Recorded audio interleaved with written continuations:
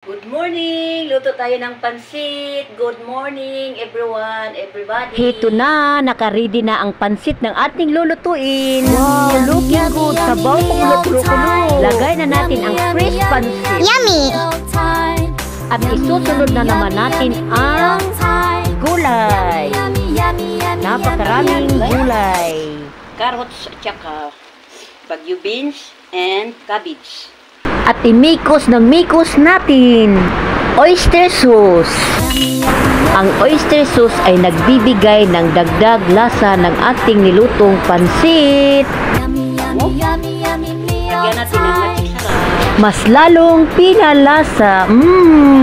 Luto na ang ating pansit. Kakain na tayo ng tanghalian. Time check 11:30.